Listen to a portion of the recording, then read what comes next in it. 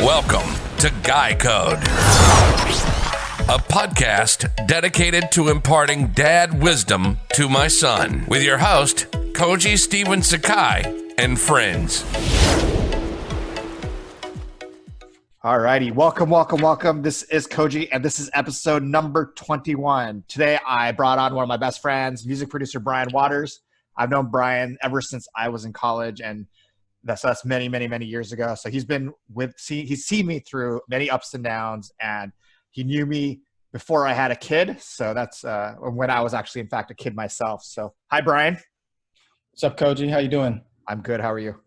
Doing well, man. I appreciate the opportunity to come and speak with a good friend. Thank you for coming during. I know it's a crazy time with the virus and all the crazy shit going on out in the streets. So I appreciate your time, Brian. Why don't you tell us a little bit about yourself? Well, like you said, I'm a music producer. I grew up in the Bay Area in a town called Santa Rosa, which is about 45 minutes north of San Francisco. Went to UCSB is where I met you. Always had a love for music. I just started making beats back in college and then just kept making them. At the same time too, we used to be part of the same streetwear brand called Teruo, which was kind of headed up by me, you, my brother. My brother's a graphic artist and painter. So we ran that business for about 12, 15 years. And just been making music the entire time. And as of recently, the past few years, just jumped completely in the music scene. So, which is nice. A good feeling, man. Great. We're all following our dreams. So, Brian, why don't you start with telling us some general advice? Why don't you get us started? Some general advice. I mean, some of this stuff is cliche, but it's definitely, I believe, important to say. And I think everybody should do what they love. That's sometimes difficult to find. I was fortunate to find my love of music, but I will tell you that it took me a long time. I was always doing music, but, I kept it on the side or didn't really view it as, a possibility to, support myself or my family. So, but I found out doing other things, I got the corporate job or did some other things. I wasn't as happy, and it didn't matter how much money I made, So I think it's really important to do what you love. And also one of the things that I also didn't do was I think you should do what you love and find a mentor, somebody who's doing what you love, and you can learn from them and learn from their mistakes and, kind of warp up really quickly. Whereas I had some people that I would, that were doing what I loved and stuff, but I kind of did everything myself and, kind of kept to myself. But I think, in hindsight, I probably could have gotten a lot further if I would have just, sought out that person that I really admired and also another piece of advice, ask questions. A lot of people don't ask questions. You can get real far just by asking questions. Well, I love that you're saying how you're not doing other stuff. You're doing other stuff and realizing that's not what you want to do. I think that's as important as figuring out what you want to do. Because like you, I went corporate at the beginning, and I fucking hated my job. I hated my life, and realizing that that's not what I wanted to do was almost as important as realizing what I wanted to do. Right. Absolutely. And one of the genesis of this show, I don't know if you probably don't know, but do you remember the sunscreen song, like Wear Sunscreen? No. There was like when we were like in college, there's like this Wear Sunscreen. It was like a graduation video where like he gave all this advice, and one of the advices was like wear sunscreen. Anyway, you probably remember. Yeah, that actually kind of rings a bell. I thought it was like a song, but no. Yeah, and then he all the advice was actually really, really valid. And one of the pieces, and that was the inspiration for this, because I recently, before I started this podcast, I re-listened to that, and every piece of advice was like awesome. But when I was 25 years ago, I was like, fuck this guy, he's old, he doesn't know anything. But now I listen to it, I'm like, every piece of this, like one of the pieces of advice was, some of the most interesting people I know didn't know what they wanted to do when they're 20. And some of the most interesting people still don't know what they want to do at 40, So I think that's it. It's always that search. It's always that. Absolutely. And, sometimes it is a lifelong journey, but also that's the beauty of it too. Like I used to kind of have my eyes set on, the destination, or, oh man, I want to sell this many records. Or I want to produce for this artist. Yeah, of course those are nice to aspire to, but like at the end of the day, looking back and I believe later on in life, when I look back, like it really is living the dream right now. It's like, I'm making music. I literally wake up every morning excited for what the day has to come. Like, oh my God, I get to go and make music. today Sure. and create. Like that's a privilege, and I don't take that lightly. Yeah. All right. Well, let me move on to my first piece of advice is good looks fade, but intelligence and character do not. So that even no matter how good looking you are, and I say mine has not faded yet. It's gonna fade, dude. It's gonna fade right. at some point. I doubt it. But it's but the idea is that if your only positive thing is good looks, and you need to develop other stuff that intelligence typically doesn't fade till the end, and character never does. So you need to build up the other two as much as you're building up the Absolutely.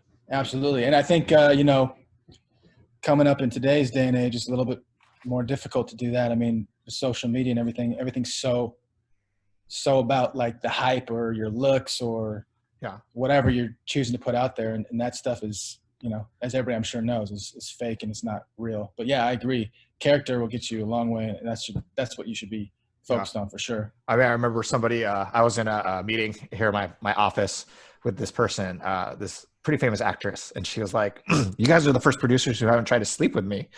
And I remember thinking, like, wow, I didn't know that was an option. But it's just, and I remember and I told somebody once that, like, my hope was that I wasn't going to try to screw anybody.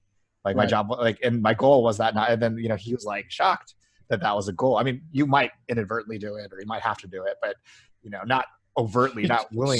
Screw anybody, like literally, or you talking about just like screw them over? Both. Okay. Yeah. Like, that's not my goal, is to, like, but I think it's that character. It's like, I have a goal, right? That's like to be a good person, Absolutely. And I tell my son all the time that there are worse things than death. So, having people honor. who are, honor is one of those, and, being in jail could be another one, but it depends on your perspective, I guess. Well, let me hear your next piece of advice. Do you have another piece of advice? Yes. Trust your gut. Trust your gut. Now okay. that's I think there's something ingrained in us because we're animals, instinct and a gut feeling of what's right and what's wrong.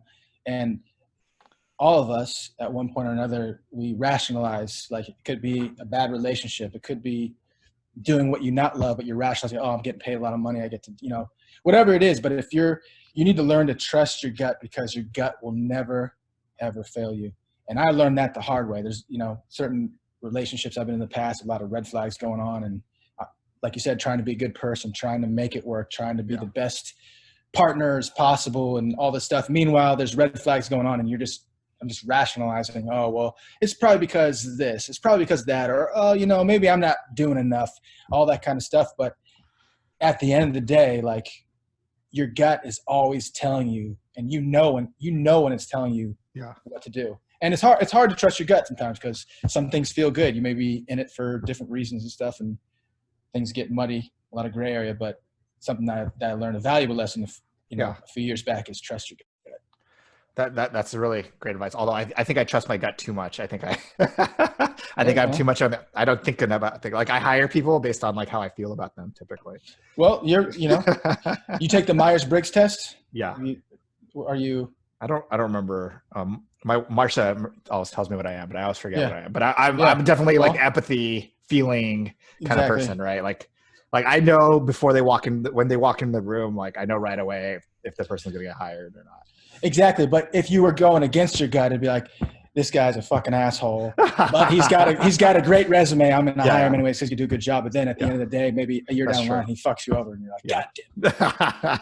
All right. Well, let me tell you, my next one is, if you have big dreams, you've got to have big work habits, that like people like Kobe taught us that he outworked everybody, and absolutely. And that's one of the things I'm trying to impart and really put into Takao, to really get him to understand, like, that if he wants to have big dreams, he needs to work hard. I don't care what those dreams are, but those dreams, like, whatever his dreams are, he's got to really work for. That's why right now, I don't think I've told you, but I'm trying to get him to, like, we're doing a 5K in 30 minutes is our goal. Oh, so wow. every morning at 6, we're getting up and running, and, just to try to get him, like, my whole goal is for him to try to just understand that, to have a goal, to work for it, that, that you need to, like, every day we need to do it. We can't do it every day, other day. You can't mess around, Yeah. And that was one of the best things about jiu-jitsu for him, was that it's the only sport up until this year where he actually wins or loses. And so the first tournament, he got fourth place, and he was crying because he didn't get a medal. Right. And and I was like, hey, you want a medal? That last fight that you didn't win, you win that fight. You mean you didn't give him a participation medal? No, seriously, it's the only one he didn't get. I mean, every other sport you get a participation all the way up to ninth grade. They don't keep score even. That's great. And so this was the first time, and it really taught him. I was like, so you want to fight? You want to get a medal? Then you better next tournament or next practice. You know what you got to do. And work your ass off. Yeah, and even it's funny. I was taking a picture of once where he was at practice, and he's like, I took a picture of him laughing and standing there and laughing, standing straight up. And then I had a picture of him in the tournament. I'm like, look at your faces. At the tournament, you're like super serious. You're like ready to fight. In the tournament, you're there. In the practice, you're messing around like that. You can't do that. You have to practice. You have to practice like you're gonna in the tournament. And then later, after practice, you can mess around. Before practice, you can mess around. But you got to kill them during practice so that you can kill them in the tournament. So yeah, practice makes perfect. My dad used to tell me the same thing. Like if you want to get good at something, it's got to be a habit every day, whether you feel like it or not. You're gonna have to do it. Sorry, hold on a sec. That was weird. Was that one of those Roomba things? No, that was I'm shredding all the stuff in my office. I have a lot of time. Oh shit! So my shredder just went on for some reason. Nice, man. Yeah. That's the same advice. My dad tried to impart on me, and you definitely have to work at things, and Kobe's a great example. Yeah, he would go in at before practice, and then after practice he'd still be practicing, right? So, Yep. And then that's how I don't think it's a coincidence that LeBron, Dwayne Wade, all these guys had the best seasons of their career, even KD after that Olympics. 2008 Olympics. Yeah, they all say that. They all they learned what it meant because they would just fuck around. They come to practice. I mean, they're all super talented, obviously, but it took seeing Kobe, who was, toward the end of his prime at least, but he was still awesome, to see him still outworking them, compared to these young guys. Eye opener for sure. It was just to see, right? To be a champion, you had to do that, right? Absolutely. There's no substitute for hard work. That's my dad used to say. What's your third piece of advice? My third piece of advice would be to follow through. Well, never give up. That's cliche, but to follow through. Like, it's kind of an extension of what you're saying too, is like hard work, but like follow through with what you're doing. If you set a goal, follow through. If you want to do something, follow through with it. It's like throwing a baseball. Like if you want to throw a strike, you can't throw the ball and have your arm go somewhere else. You got to keep it straight down. So that's been a key to a lot of my success too, whether that's just following up with somebody with an email, for an important business thing, or if you say something that you're going to do, follow through with it and do it. And because maybe you're emailing me about something and I say, oh yeah, coach, I'll get that to you. And 2 weeks later, you're like, where the hell is this thing? But maybe you'll follow through with me and remind me or something. So I think following through and not giving up on things are extremely important, which kind of ties into some of my earlier advice, but follow through has been key for me. Follow through is important. I mean, so many people, especially in our industries, they always talk, but they never do anything, And that's always like my biggest pet peeve of writers is everyone talks about writing and they're not actually writing. They talk more about writing than they actually write, which is not writing, right? It's like, exactly. That's like 90% of the people out there, as far in any industry. Yeah, really. In any industry, But actually one of those things when I, after graduating and getting into the real world, like one of the things that I learned quickly is that no one knows what the fuck they're doing. Like even the top guy all the way down, like they're just doing the best they can and just navigating whatever comes at them the best. But there wasn't like, I quickly learned that, like nobody kind of knows what's going on. They're just trying to just kind of go with the flow or trying to do the best job they can. But no one has all the answers, which was kind of like, holy shit, also comforting at the same time. Like, okay, like, everybody's equal. Like if you put in the work and you do your thing, you can do great things. Yeah. That's why I always tell Sakai that, that his teachers aren't smarter than him. They just know more because they've been around longer. But I I never thought most of his teachers were smarter than me. I just thought, they've been around for 30 or 40 years. They should know some things. But then it used to piss me off too in college though. Like you go to the classes, right? And the professor, you just like reading out of the book. That's why I just stopped going to class. I'm like, man, I'm not going to. If you're just gonna read out the book, I will go home and read out the book across the street from the ocean right now. I'll just show up at the first day, midterm, and final. Or you could just buy the notes and just read it. That's what I used to do. Exactly. I was like, wait, why do I have to go if somebody's going to take really great notes? And I could just AS notes. That was like the cheat code for sure. Yeah, Marcia, my wife, Marcia was like, wait, people took notes and you could buy it? I was like, yeah, it was perfectly legal. That's all Man, those were lifesavers, dude. Yeah, I never went to school. All right, my third piece of advice is always say yes. Okay. To new things that, if something comes up and you're not sure if you should do it. I mean, generally, unless it's like something bad, obviously. Like this side note from an earlier episode is that, one of the pieces of advice is if you think it's illegal, it probably is illegal. So that's a no. But otherwise, assuming it's not illegal, you should always say yes to it because you just never know where it's going to take you or what's going to happen, right? Absolutely. I 100% agree. A lot of the times you can if you're really inside your head, you can say, well, if I say yes to this, then this and this and this and this and this will happen. I don't want to do that. But you don't even, like you said, you have no idea what possibilities could arise from that. Maybe it's, hey, you want to go out to dinner? I don't feel like going, okay, yeah, I'll go out to dinner. And then you run into, I don't know, you meet somebody you didn't know that's in the same industry as you. And all of a sudden that starts off an entire different relationship kind of thing. So there's a lot of stuff that you can't even imagine that could happen. So I totally agree with that. And you just never know how things are going to turn out. So the more you think about it, the more it feels like it's going to, you just don't know. Like, for example, what I always say about my work, my writing is that every time I thought a project was, a lot of times when I think projects are stupid or when I don't think it's going to actually happen, those are the ones that tend to happen a lot of times. And a lot of times the ones that I'm super passionate and I'm really excited about, those are the ones that just never seem to get off the ground. And it's hard. Yeah. Same thing with music. Like I hate this beats, whatever. And then it gets chosen and that's the song that goes. You're like, oh, okay. Like, yeah. So you never know what may happen. Yeah. But yeah, I agree. Saying yes to a lot of things is a good practice for sure. What's your fourth? I would say, I touched on it during the intro, but ask questions.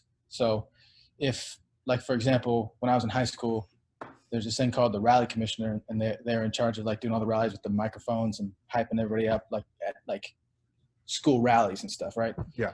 So I remember when I was a freshman, I was like, oh man, I would love to do that. Like I have no idea. I don't know how you do that though. So I just went up and asked the dude who was the guy, and he just set me on a path like, oh, okay, cool. So from that, I'm like, oh, all you do is ask questions. So like everything I've ever gotten is just purely from asking a question. Like, how do you do that? Or, hey, can you tell me about this? Or how did you do this? Or who did you call for this? And people because people rarely ask questions because maybe they're insecure, they don't want to look stupid or whatever it is. Like generally the person you're asking is like, loves that. Like, oh, so like, it's almost like flattering. Oh yeah, this is how you do, and they'll be more than ready to give you all the information you need and kind of steer you in the right path, I guess. Yeah, I never understood people who don't ask for directions or don't ask for because I'm always like, it would be much easier if I just asked somebody. Absolutely. Rather than like get lost and look around. And I'm just like, yeah, let me go ask this person. Especially like a worker, like if I'm at Disneyland and I don't know what something is, I'm just, oh yeah, this person will know. That's the first thing I do. Where's this? Like, I'm not going to try to waste any brain power. Like, you work here. Where is this? Yeah, they should know generally where it is, And I just never understood that with guys sometimes who are so against asking questions. But I do want to say there are stupid questions. And I do, that's the one thing I do have to tell my son all the time is that, sometimes you have to think for a second about your question. No doubt. That there are dumb questions. And, that's when I teach classes, I tell people all the time, there are stupid questions. I'm willing to answer all your questions, but there are stupid questions that, that I'm going to call you out on if you're asking me a stupid question. No doubt. Agreed. All right. The next one is don't pickle things, which basically means don't save it for later. There might not be a later. So, don't It's great advice. Take a vacation, go out for food, meet your friends, do all those things because you just never know. And it really goes back to, in my family, there was a cancer scare. And it really, I think, brought together everyone in the family a lot more because we were pushing our vacations. We're pushing our time together a lot away to a later date. But that really taught us that, there might not be a later date, that even getting away for a weekend was great because at least we got to spend time together. Absolutely. And I think I needed to learn that because, you know, we all get really busy. We all have our own lives, and we don't want to give up our time. Right. But yeah, that's definitely something I could, you know, do some more of a little bit. Well, I know a little bit better about with balance and stuff, but I agree because you never know what the future holds, and you got to hold each moment sacred. So I agree with that 100%. All right. Well, let's hear your last piece of advice. Well, there's a couple. Well, or okay. you could combine, or you could put a couple together if you want. Well, this one is more like to help, kind of like, I guess, professionally, but I think just overall in general is to forgive. And what I mean by that is like, don't hold grudges, don't hate. It's, you know, forgiveness is not weakness. And, you know, there's been a couple times in my life where you harbor these feelings of, you know, I don't want to say hatred, but like, you know, negative kind of stuff. All that does is negatively affect you. So I think it's important to, you know, forgive. And that includes yourself. Forgive yourself. If, you know, everybody has done stupid things. Everybody has certain things in the past they wish they could change or have acted certain ways. And like, you know, some people hold extreme guilt for that. But I think if you forgive yourself and move on, as well as like if you're in a relationship, like a simple I'm sorry, forgive, like it's a bridge to happiness and moving forward in progress. So forgiveness is important. Wow, that's really, yeah. I'm terrible at forgiveness, but I know I don't want to say anything. But I have a really hard time I think about it a lot, but you're right. I mean, ultimately, it's a lot easier to. Yeah, you can have a conversation about what is bothering you, but you know, there's nothing wrong with, hey, I'm sorry, you know, let's work this out, or let's talk, let's dig in a little deeper. But I apologize for that, or, you know. Yeah. But forgiving yourself though, that's a key one, because we are our own harshest critics. So like, you know, life is way too short, to your point, your last point. Like, you never know what the future holds or when it all ends, or so why waste your time harboring some fucked up shit? Like, just forgive. You know what I'm saying? Yeah, no, I feel it. I love it. All right. My last piece of advice is, it's a funny one. It's don't waste your time looking for sex.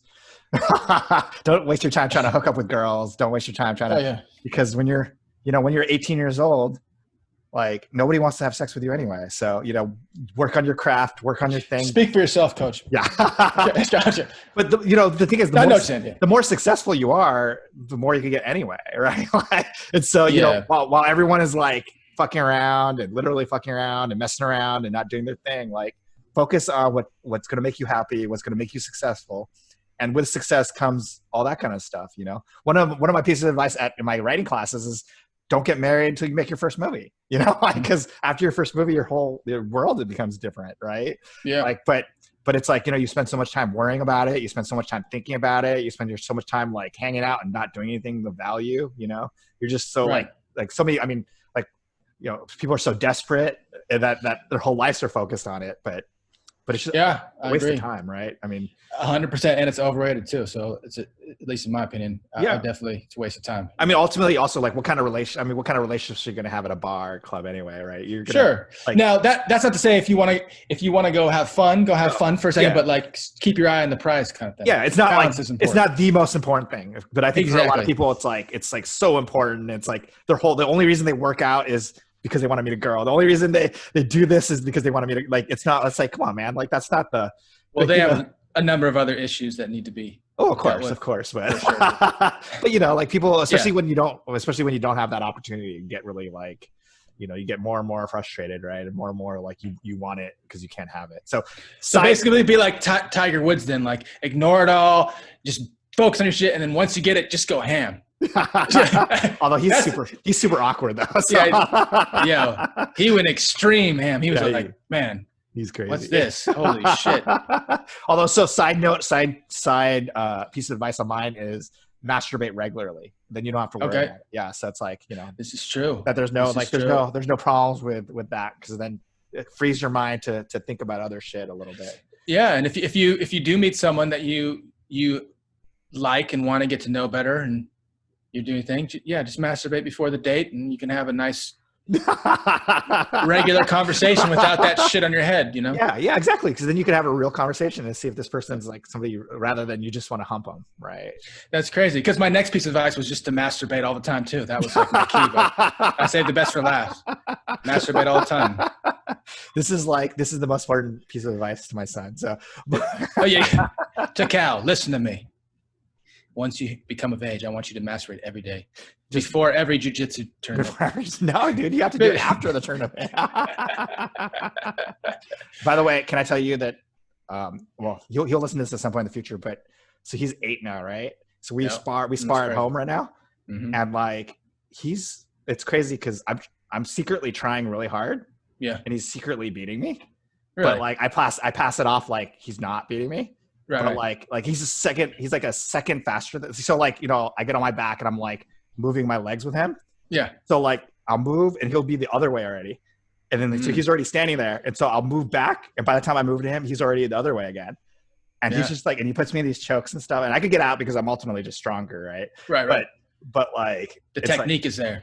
Well, and I'm trying. Like, even Marsha was like, "You're trying." Like later at night, she's like, "You're trying." I was like, "Yeah, I'm actually trying now." Like before, I'm just messing around and I'm like, Sure, just playing around with it. But now I'm like, I'm actually trying. I mean, I'm only like a blue belt, but it's really crazy that he's, you know. So his big goal is to actually beat me regularly, which I think will probly happen when he's like 12 or 13, 12 maybe. Yeah, man, that's good. Don't go easy on him, man. He's got to practice. It's crazy. No, I'm trying now, dude, and he's totally choking me out. But anyways, well, thank you, Brian. So where can people follow you? Where can people listen to your music? You can follow me on any social media at DeepH2OZ for Deep Waters. You can find me at deepwaters.com. Has all my music there.